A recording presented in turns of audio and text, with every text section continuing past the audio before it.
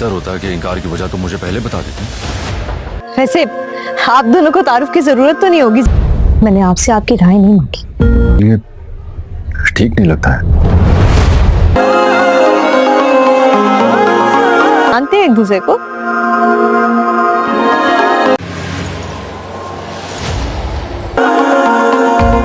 मुझे बेवकूफ बना रहे हो।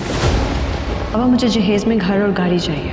मेरी सोने की चिड़िया है वो, इतनी आसानी से हाथ से तो नहीं निकलने दूंगा। वजह जान के क्या करेंगे?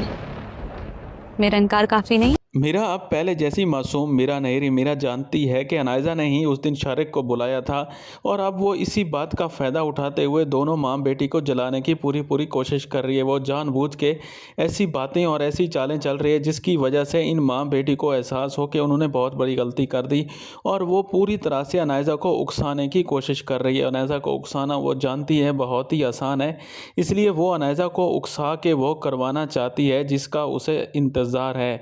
इस तरह से अनायजा जब देखेगी कि मीरा और शारिक एक दोनों के करीब आ रहे हैं और दोनों की शादी हो जाएगी और वो तो हाथ मलते रह जाएगी, तो वो शादी वाली रात ही शारिक को लेकर भाग जाएगी।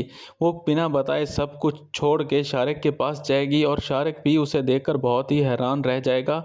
और असमत भाई को तो बहुत शौक चढ़ा था नाजिया से शादी करने का। असमत भाई तो अब बेचारा कहीं का भी नहीं रहेगा। उसे जब पता चलेगा कि शादी वाली रात ही अनायजा उससे शादी नहीं करना चाहती, फिर उसे पता चलेगा वो मीरा पे जब इतने घटिया इल्ज़ाम लगा रहा था, अब उसे पता चलेगा कि शारिक उस दिन मीरा के लिए नहीं बल्कि उसकी चहेती अनायजा के लिए आया था।